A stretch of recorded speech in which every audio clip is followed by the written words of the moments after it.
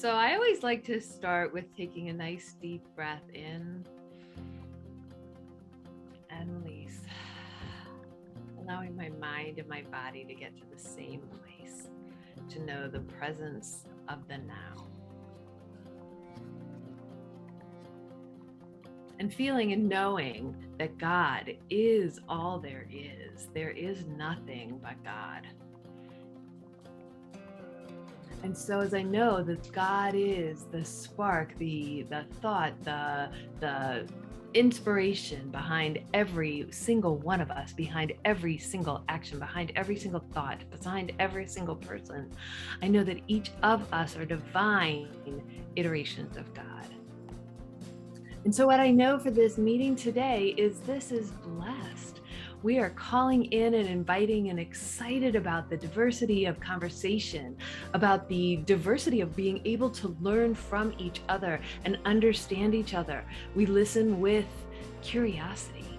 We're bringing in curiosity into this meeting. We're bringing in love into this meeting. We're bringing in the desire and the knowledge and the dream of creating a world that works for all, and communities that people feel safe and people feel loved, and we welcome all. So I know that this is being cultivated right here and right now. And as we are owning our own selves into that knowledge more and more, we're extending it out into our own individual communities with great love, with great power, with great conviction, with great purpose. And I'm so grateful for that. I'm so grateful for the seeds that are continuing to be planted, that are growing into communities that are loving and embracing and are working for all, so that it becomes a world that is working for all. This is the dream that we know is here. And so I just released this word with great love, with great conviction, with great joy, with great expectation, knowing that God has already said yes. And so together we say, and so it is. So hi, everyone. My name is Lynn Daniels. I'm the chair of the Diversity, Equity, Inclusion Committee. And I just wanted to take this time to introduce to you all of our members. We are so pleased. Our committee is just growing, and we have people who are just so committed to diversity, equity, and inclusion. So I'm going to start with our newest members, and one you just heard from, Rebecca Bell, is our newest member. Also, and Rebecca is a practitioner. Reverend Russ Laguerre, who is not with us today. We also have, I'm looking at who is on the call, John Adams, practitioner John Adams. You've seen him for the last two presentations. He's led those two presentations. We have Reverend Sharon Mitchell, who is doing tech. We have Reverend Ryan Alexander, who is doing tech. We have Linda Beamer, who is our liaison from home office. Elzia Sekou, who is a minister in Denver. Rebecca Hiroka, who is a practitioner and is our liaison for home office. I think I got everyone. Did I get everyone? Yes, great. Reverend Daryl Jones also. Oh, and Reverend Daryl Jones, who is one of our new members also. So we are growing. And if anyone is interested in being a part of our diversity committee, please put it in the chat and we will reach out to you.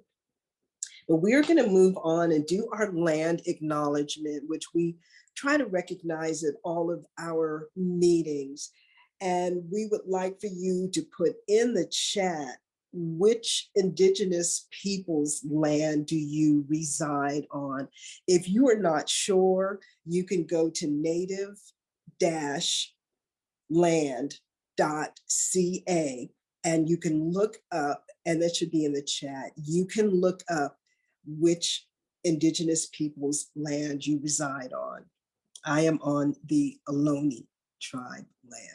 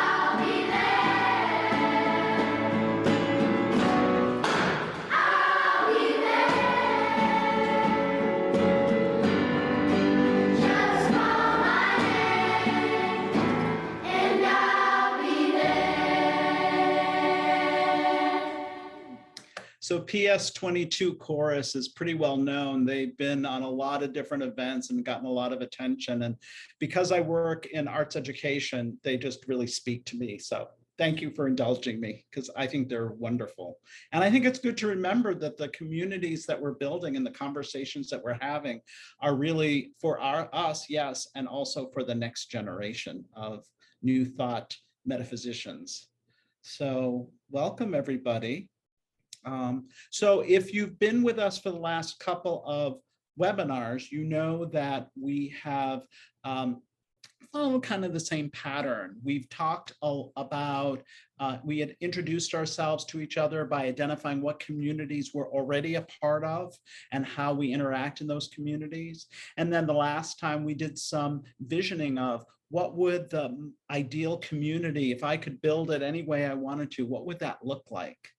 And so today, as we're going to go into our breakout rooms today, the questions, the prompting questions are, so let's take that visioning along the same spectrum as any of our visioning in our Science of Mind CSL teachings. And let's think about what are the things that I need to embrace and what are things that I need to release to create the community that I'm envisioning. And I'll put those are the prompts. So I can put those in the chat. And I would also say that, it's time for you to say hello to each other, get to know each other, enjoy each other. So use the prompts, don't use the prompts, up to you, but those are the prompts if you need something to get the conversation going. And really invite you to start getting into this idea of what does this new community look like? What does the community that works for everyone look like? And what do I need to embrace? And what do I need to release to make that happen? So let's move into our breakout rooms.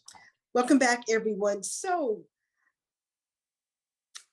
let's spend just a few minutes talking about what you came up with in your breakout rooms. What did you come up with as far as things that you need to embrace and things that you need to release? Hi, everybody. So I was in a meeting with Sandra Dell. She gave me permission to share our takeaways. And we had a lot of similar things that we want to let go of. Letting go of is, the list is longer than what we wanted to embrace. And usually, like we both want to embrace, we want to let go of the need to be right. I wanted to let go of judgment and being impatient. And I said judgment, for instance, if I'm walking down a street in Idaho or Iowa and I see a white person, I'm gonna just assume that they're racist or that they hate me just because I think there's no Black people there, so they couldn't possibly have any empathy for me. And I know that's wrong. And I'm in a diversity, equity, inclusion, quote unquote, thought leader, so I should know better. And Sandra says, well, guess what? I'm in Idaho. I'm like, oh my gosh. And she says, and I don't hate you. I said, oh my gosh. So I said, I'm in the right place at the right time. How crazy is that? I list 2 states and she happens to be there. And so we had a lot of similarities, which totally proved my point that, even a person with a DI background can have a lot of assumptions that I need to let go of, judgments, and a level of intolerance, particularly if I want people to let go of that to embrace me. So that's kind of the takeaway of our meeting. I was in a breakout room with Reverend Lynn Hegster and Kitty Schuler. And so we just had really great conversation. Obviously we spent time meeting each other, which is just a beautiful thing to do that you offer in these sessions. So thank you for that. And then we talked a bit about what transpired in the last session, because not everybody was in that. And to net out really what we collectively arrived at is we felt that we would like to embrace that we are all one, obviously, and that the divine is in everyone. And one can never say that too often. And so that is, in fact, we were reiterating that beautiful philosophy of our community, that we are all one and that the divine is in each of us. And then from a release perspective, we felt it basically honed in on two things. One is that we would want to release any feeling of separation. There is no separation. You know, again, we are all one. And so we would want to release any belief or feeling in ourselves, or support others in releasing that belief as well. Number one. Number two, we also felt that, you know, that we individually might have some personal issues, issues around individually, we might feel discriminated against because of, on the surface, you know, who we look like we are. And that would be a personal thing. For example, as a white woman, sometimes as a white individual, I feel discriminated against. That's a very personal thing for me to admit. And then another item was brought up that, you know, maybe sometimes issues are dealt with in a manner that we might individually have issues with.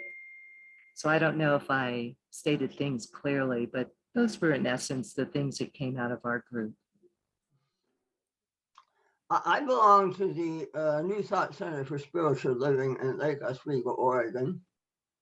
And Lake Oswego, Oregon is probably a 95% white community.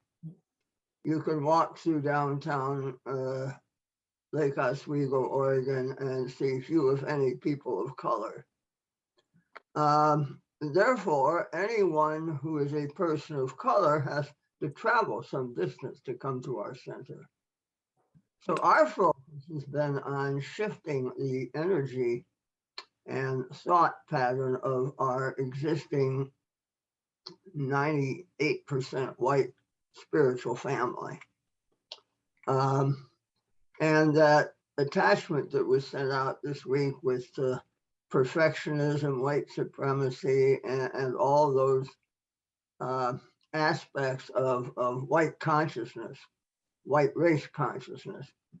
We've been acquainting people with that. The idea being, as we shift the energy and thinking of our community, that's the best way to attract.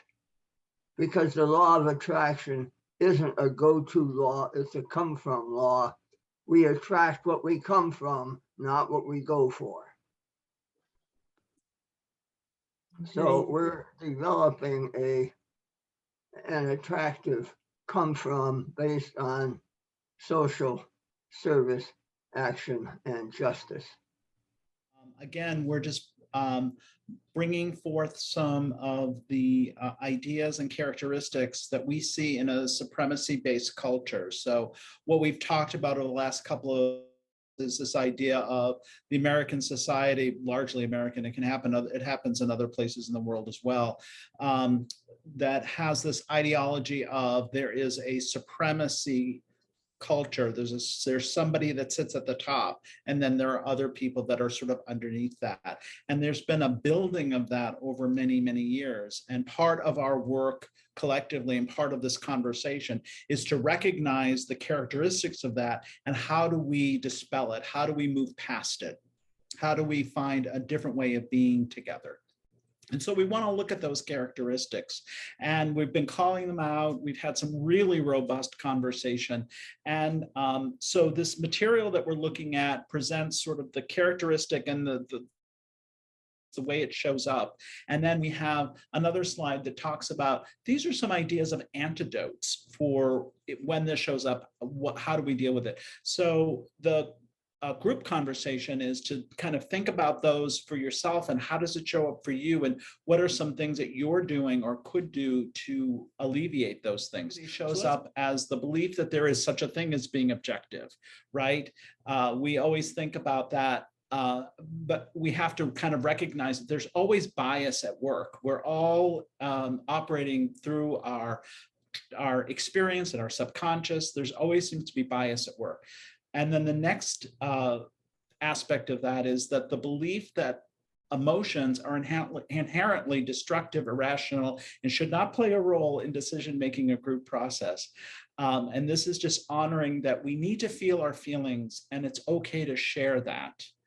And then the next aspect of that would be invalidating people who show emotion, right? So you're showing emotion, therefore we don't even have to listen to you.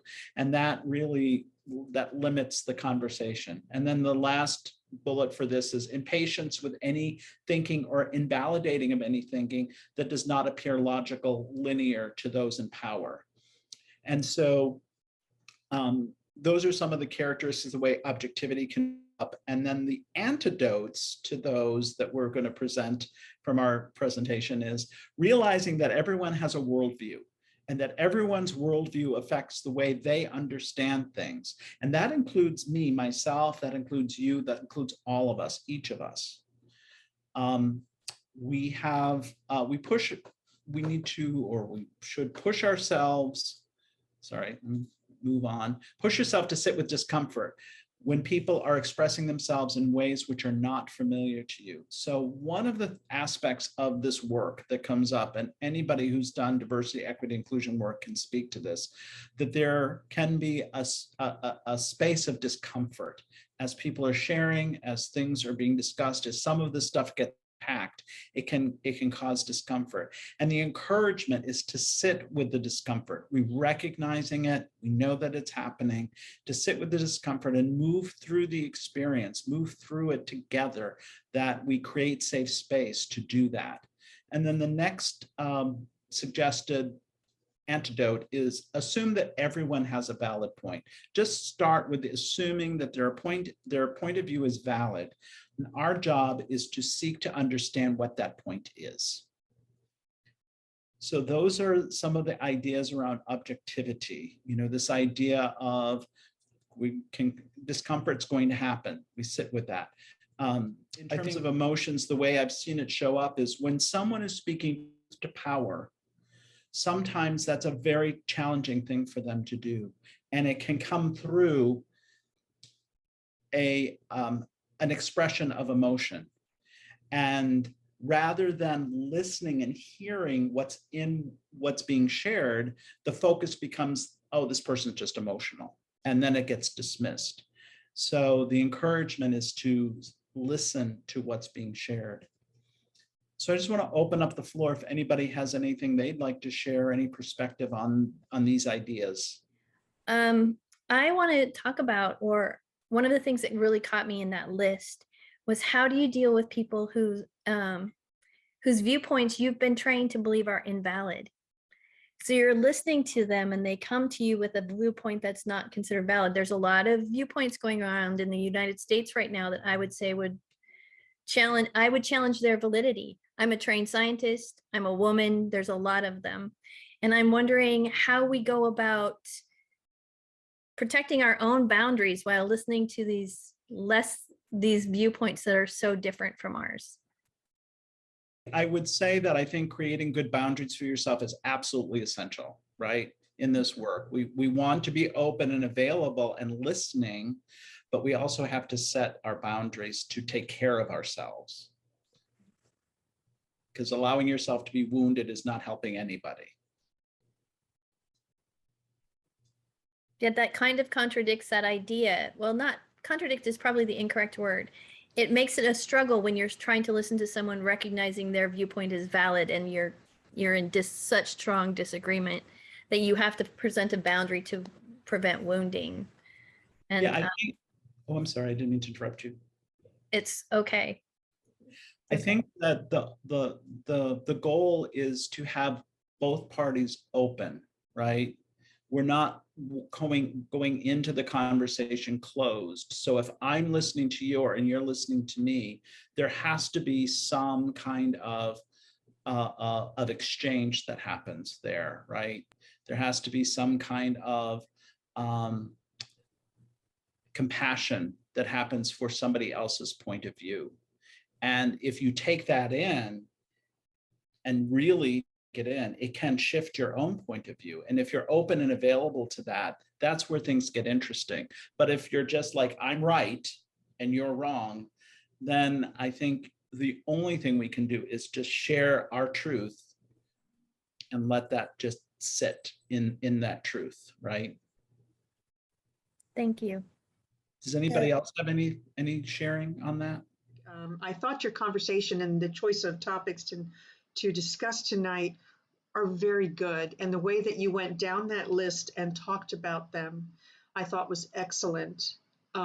Because I think we get in front of people sometimes, or even in listening to conversation, when we're not directly in front of someone, it's easy to lose sight of particular points and where we are. One of the things I love so much about Science of Mind is that each person lives within their own truth. What they develop as their truth becomes their world. And unfortunately, sometimes worlds collide. And I thought Wendy's question was pretty interesting and well-founded for the way things are at the moment. And it takes me back to the practice of just sitting and listening and speaking from your heart and no other part of yourself, because that's God talking to God, and let the conversation go where it's going to go. The other thing is on the second page, now I forget now because it's I'm old and it's been 10 minutes. On the second page, can you tell me what the last thing was on the second page? That's really what I wanted to speak to. Sure. It's assume that everyone has a valid point. Your job is to seek to understand what that point is. And maybe that's even part of what I'm saying. Everyone, because it's their, I think when we can start a conversation from agreement, then maybe the agreement comes to that we may have different opinions, but we honor each other's opinion unless it's hurtful. And I wish the rest of the world could understand some of that. And maybe as we sit in conversation or sit even in the room when there are people discussing these issues, and one has to be right as they try to, coerce the other person into their viewpoint, we can vibrate be that vibration of oneness. I'm a very strong believer and have had the message come to me in meditation and envisioning that you have to understand how powerful thought and prayer is, and vibration. And when we sit within these circles of people who are trying to push their ideas and their ideology on someone, being in that space of honoring each person in their truth, and yet being in our own vibration and understanding of oneness, that we're really all one no matter what we look like and where we come from, maybe that can be some of the healing. I'm not sure, I'm not always a person of words when I'm face-to-face in conversation, but I can sit in that space of oneness and of love and light and truth very easily and very powerfully. So I loved what you brought up and what you expressed in the description of that. And I would actually like to have a copy of that, if that was possible. Great. Yeah, thanks, Lynn. That's beautiful. So I had, I have had an example of being sort of suppressed while I was speaking. We had so I think part of the challenge of this, right, is that when I'm in my Science of Mind community, not everyone all the time, but most of the time, right, we're more or less kind of coming from the same place, and we're trying to keep our hearts open. We're trying to know that oneness. I think my particular challenge comes in when I'm in my other organizations that are not Science of Mind and aren't coming from a place of wanting any kind of agreement or having their hearts open, and how to navigate those and still keep my heart open, and not just let myself be wounded, right, as we were talking about. And we had so I'm a tour guide, and I'm in the board of a tour guide association, and we have a book club. And we did a book about a woman, Deborah Sampson, maybe some of you have heard of her, who was a woman who disguised herself as a man to fight in the American Revolution. So this is a novel about her. So based on the truth, but it's a novel about maybe what happened to her, written by one of her descendants, who's a transgender man. So it was a really cool experience, really cool book. And when we had our book club discussion, there were all women. There were maybe 8 women and 1 man who I don't even think read the book. I mean, whatever. I think he just wanted to chat with all of us. And I said, wow, like, how awesome would it be to be a man for even like a week or a month, or this one did it for 2 years, right? Just to feel what that felt like to be a man, to be taken at your word, to be respected, to be listened to. Like, I can only kind of imagine from what I see in conversations where I'm not listened to, right? But I think, like, how awesome just to get to experience that. And I was just kind of excited expressing that. And this man just kind of shut me down, like, oh, Marianne, you have no idea how hard it is to be a man today. I mean, white men have such a hard, and this is an older white man. Oh, white men have such a hard time now. And, okay, fair enough, right? It's hard for everybody in society today, right? Everybody could make a claim to something. But to just be so totally dismissed when we're discussing a book about a woman disguising herself as a man and what she learned from that and what she went through. So I talked about it in my affinity group. I'm in an affinity group for my meditation training. And the women in the group were like, well, maybe you could have said, because I just kind of just let his comment go, and like the next person talked and we just kind of dropped it. But they said, well, maybe you could have said to him, why do you feel that way? What do you think? Now, I wasn't in a place to do that in that moment because I felt really shut down and dismissed. But had I been able to kind of keep my heart open and not take it personally, or not take it as another time a man's shutting me down, maybe he would have said something about why he feels that way, and then maybe he would have been open to listening more to me or the other women of what we wanted to say. I don't know, because I didn't do that. But that was kind of the advice that was given to me, was to just kind of, I guess it's the same thing, right? Find something valid in what he was saying and acknowledge that and let him feel heard and acknowledged. Even though at the time I was like, I don't want to make a white man feel heard one more time. That was like the last thing I was willing to do. No offense to any white men out there, but that was just where I was. So anyway, that's sort of my little contribution. Maybe if we were able to stay in that science of mind mindset more often, it would, plant more seeds for better conversations. So I grew up in Texas in a Hispanic community. So everybody on the south side spoke Spanish. Everybody on the north side spoke English. So the good news is that I grew up in this Mexican community, so I was never really discriminated against until I got to high school, but that's a different story. So I just wanted to let you know my background. And I tell people that I've been discriminated against more as a woman than a Mexican. And that's for my career and everything. So because of that, and this is what I wanted to share, that because of that, I took a lot of classes on what you just shared about how do you talk to these people that, just aren't seeing things the way you see things. So I did want to say that I learned a lot from this book. Well, I went to his classes, but Stephen Covey wrote a book called The 7 Habits of Highly Effective People. And habit 4 is think win-win or no deal. And that's about boundaries. But habit 5 is seek first to understand and then to be understood, which is what you just talked about, which is, that's interesting. Tell me more. Why do you feel that way? And so, anyway, I recommend that. It helped me immensely in my career, and then, of course, in my spiritual work. So I just feel like. So the other thing I do is to say, okay, so let's assume, and I'm going to pick on Noel since he spoke up earlier, but so let's assume that I'm having a disagreement with Noel. What I picture in my mind is that Noel represents my brother.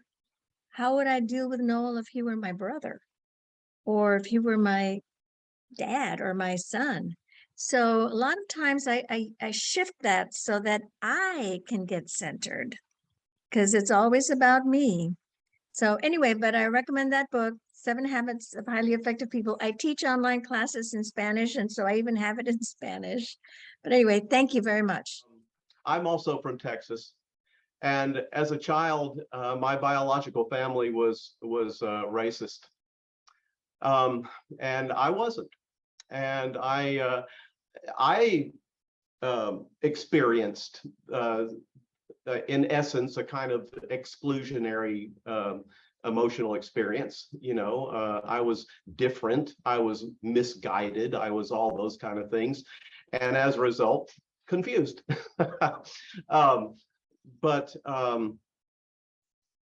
So I was introduced early in life, thank goodness, to a lot of different cultural backgrounds and stuff. And I never had those kind of experience. They were just people to me. They were just kids I was playing with. You know, there was no difference. I didn't know anything about separation or anything like that. I mean, I was learning separation from my biological family, but I didn't know that. And I didn't have the tools to say, let's talk about this in an objective fashion. I couldn't do any of that back then, and I'm surprised. Well, I won't say surprised. I'm amazed and grateful that I made this path due to so many wonderful people that I've met who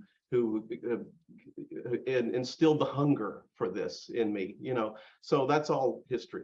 But what occurs to me, and we discussed this a little in our breakout room, on an individual basis, as we all know, in our communities here, the individual takes personal responsibility for everything. However, in the greater culture, that's not always ingrained. Okay. There's a lot of projection, a lot of mistake, a lot, and all that kind of stuff. So to me, it seems logical that if anything is going to really change, we've come a long way. I mean, some of us in this platform have grown up in the times of racial separation and all that kind of stuff. Okay, so we've come so far up to now. We have a long way to go. But it occurs to me that if anything's going to happen on a collective basis, it's got to happen in childhood. We've got to, sorry about the dogs,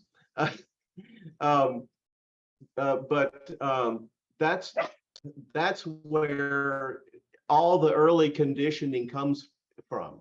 And our institutions, we know about that too, that they need to encourage these ideas.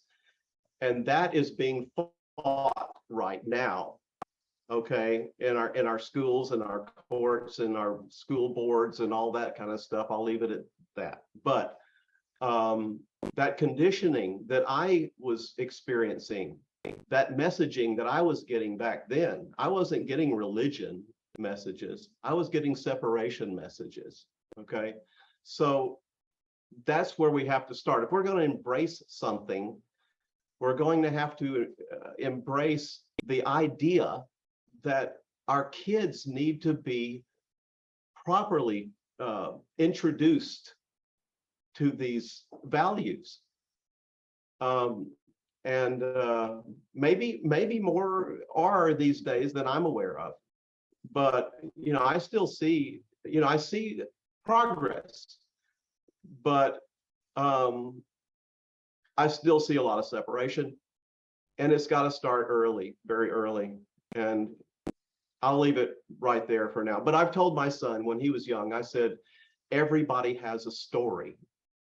Listen patiently to the story. You may not believe it or understand it or agree with it or any of those things, but it's a story. Just listen.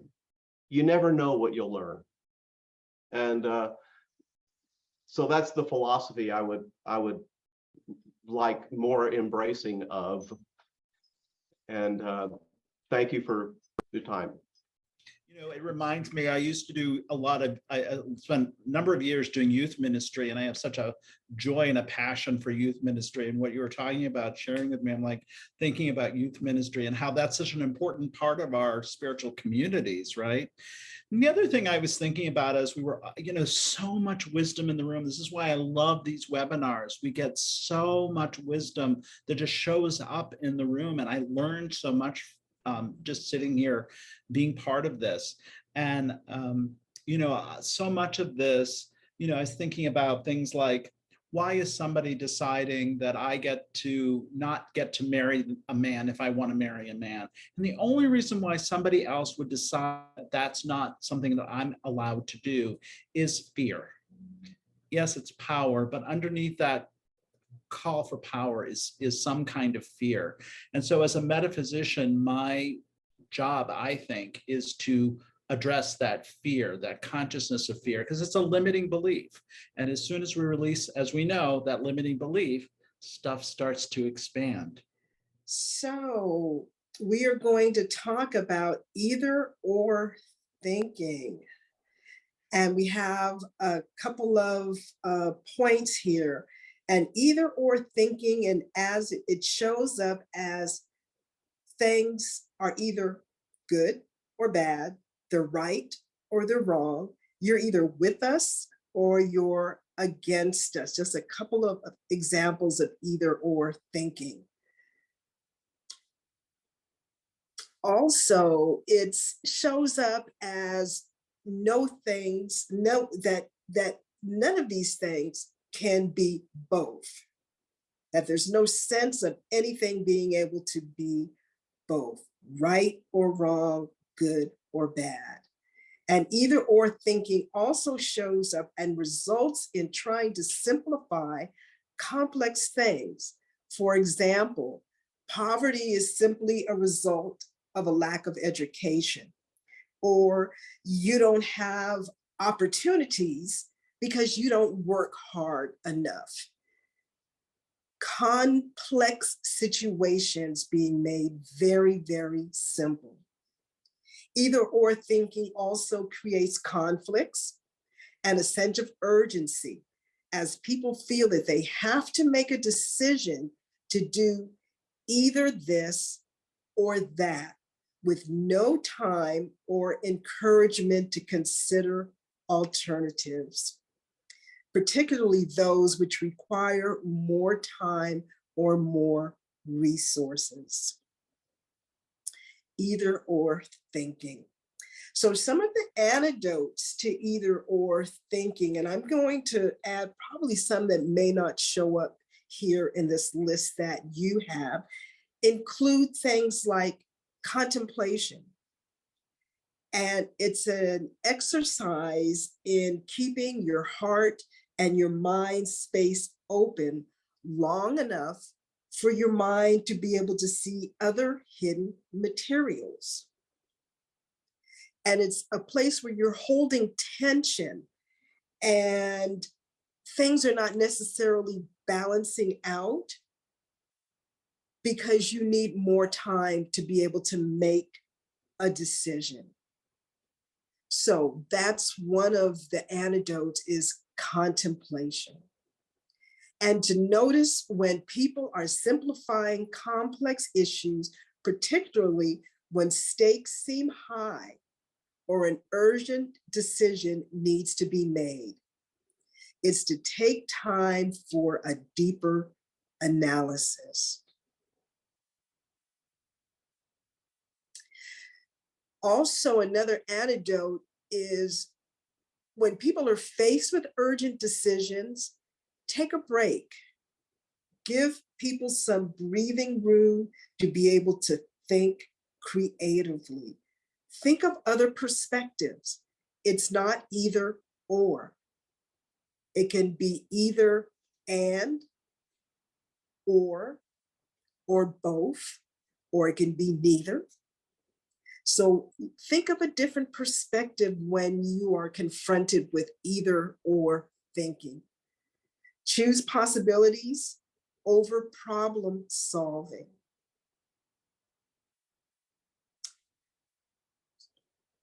So what I would like for you to do is to think about a time when you were in an either or situation. How did it make you feel? And if you could also share what that either or situation was. Pop into my head immediately, and it was probably 40 years ago with a family member, and I was given an ultimatum about something, either this or that, or hit the road. And I felt it was totally unfair. I felt, it's funny because I hadn't quite thought about putting my feelings into words about this, and so everything kind of sprung up, after your talk and asking the question. I felt totally diminished, as though my feelings about the situation, or even my thinking about the situation, had no relevance or meaning or weight at all. Everything was about the other person. And it wouldn't have mattered whether I had chosen, door A or door B, because it was all about that other person. Had nothing to do with me. And that's how I felt about it afterwards. And just the unfairness that I couldn't even speak or even feel like I was half in the conversation. Nobody was doing anything to me, but I really felt paralyzed. I felt like I didn't want to go either direction. And so I felt really stuck, and I stayed stuck for a long time. So I think sometimes when we say it's either going to be this or that, we basically go into indecision and procrastination and paralysis. At least that's how it worked for me. So I am like sort of trying to work this out in my head, because I think that the either or conversation is very much what Wendy and Marianne were talking about earlier in response to the earlier question. So either I have to listen to something I totally don't agree with and agree with it or something, or not. And I wonder if this either or, like, where are the possibilities? I'm not sure that it, I don't know, is, that if somebody said, oh, you don't want to be a man, being a man is really hard, that the answer may be in, let's explore the possibility. Like, I do want to be, I like using the voice, like, yeah, actually, I would really like to be a man, for 2 weeks. So having, I think I know when I'm taken off guard by somebody who says something shocking or that I completely don't agree with, I stumble over my words. I do take it really personally. And so I think my work and my job is to see behind the mean words or whatever words, I won't be judgmental, and see the being that is desiring love, and also that my perspective is valid, that there are other possibilities, and to speak that perhaps too. But it's part of what I'm, like what I'm working on for real. So that's just my thought as we were thinking about this.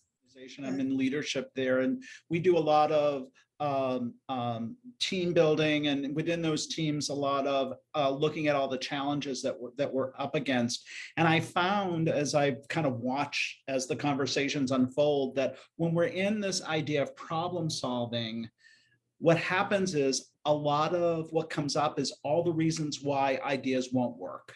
But when we're in possibility, it creates a different space. It creates a different psychology. It just opens up everybody to dream no small dreams, and really some creativity really starts to happen. Right. And so we've learned as a team to move into the possibility rather than the problem solving. The problem solving just kept getting us more and more limited, whereas the possibility kept opening us up to even more. So I thought of a couple or type of things. One, when I was in college, and I started dating a Black man, and my parents told me, you have to really either love him or want to really hurt us. Wow. Yeah. And then we immediately went on vacation. Ouch. And I told him, you know, I gotta contemplate this. I gotta deal with this. I will call you when I get back. Well, when I got back, he was so upset that I had to even think about it that he said, forget it. But that made me think, and then the other either or is when you're applying for a job, you either get the job or you don't get the job. And it feels like either I'm good enough or I'm not good enough. And as we were, you know, talking here, and I thought about both situations, thinking at first they were so different, and then realizing that they're both the same in that either or either side wasn't truth. You know, with the man I was dating, I wasn't in love and I really didn't want to hurt them. So neither was true. Mm. And in the job, it's, am I good enough or not good enough? And that's not the truth either. So when we're presented with either or, it's like neither is probably true. Mhm. Yeah, that's definitely, thank you very much. That's definitely a possibility with the either or thinking that neither is the truth. And what is the truth within all of that? There's something else to think about, that when urgency arises and binary thinking emerges, to slow down, encourage whoever you are talking to, or if it's you, to pause, take a breath, maybe ask them to restate whatever the goal might be, and then dive into some kind of deeper alternative rather than just an either or situation. So those are some of the antidotes that are out there that are available for either or thinking. And I just want to leave you, I'm looking at our time, want to leave you with a quote from Toni Morrison. And she said, if you can only be tall because someone else is on their knees, then we have a serious problem. I do want to just kind of take a moment here and take a breath together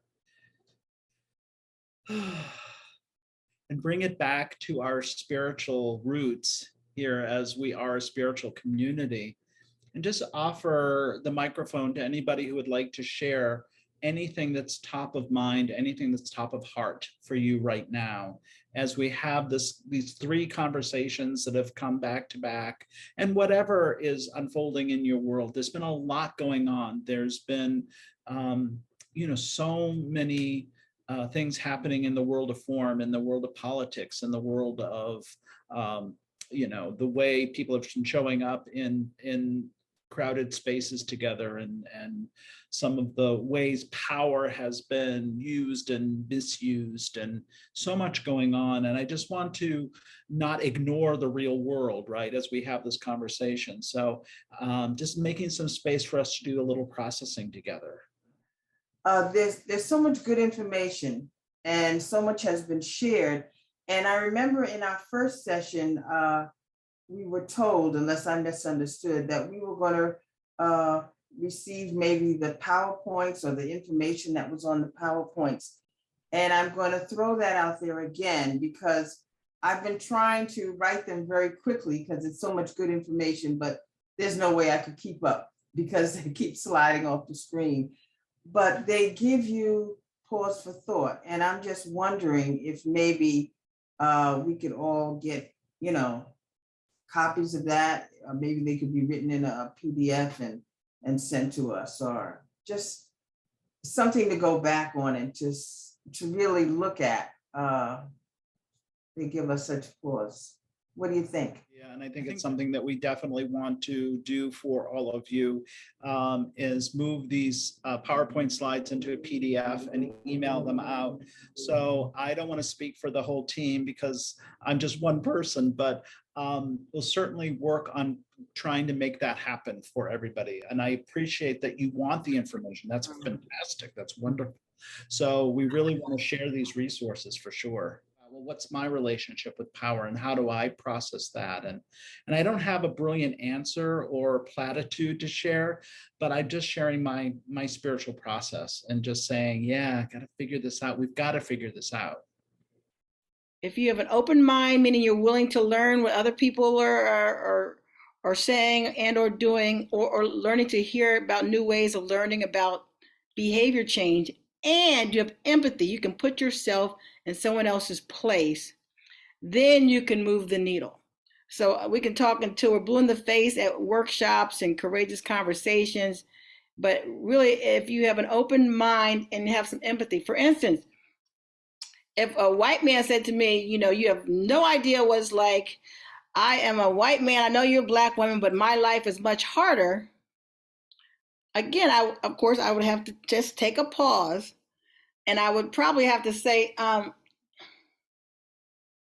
tell me what it's like that, this is my empathy coming up. Tell me what it's like that's been so hard for you.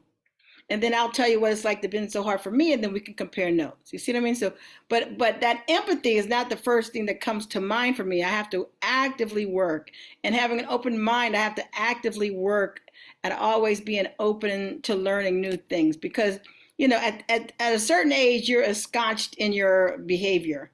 But I do know for a fact that behavior change can occur if you're cognizant of your behavior and your preferences, and you have an open mind, and you can also practice empathy. And that's just putting yourself in someone else's shoes. No matter who you are, there's always somebody who's a little worse off. And that's the empathy. Put yourself in that person's place. That's my takeaway for the day. Beautiful. And I love the video that was shared, the TED Talk on don't call people out, call them in. I like that idea of calling people in. I think the more that we can call each other in on our stuff as we're unpacking and dispelling some old habits and old ways of being, it can show up as microaggressions, it can show up as unconscious bias. The more we can hold each other in loving accountability, the more we can just grow and expand and release those limiting beliefs and move into a more beautiful, collective, loving experience. Let's again breathe in together and release. And just acknowledging the brilliance, the wisdom, the God that we have experienced here in this last hour and a half. Just acknowledging the expansion in thought that has happened here in this last hour and a half because we were open, because minds were able to be opened, and because there was a practice of empathy. I know that empathy and open-mindedness and love and care and commitment and embracing diversity is here. And if it's here, it's everywhere. If it's here, it is everywhere. And I am holding that knowledge as absolute truth. I know that to be true. And I'm so grateful for that knowledge. I am so grateful for the wisdom and the willingness and the commitment of people to be here on this call and share openly and take this information into our lives, with an impact community. I am so grateful for that. I am so grateful for each individual person who has shared, for each new thought that each one of us has brought. I am so grateful for that. And so I release this word of, yes, if it's already happening here, it's happening everywhere. That is the thought that is released, and God says, oh yeah, oh yeah. And together we said, and so it is.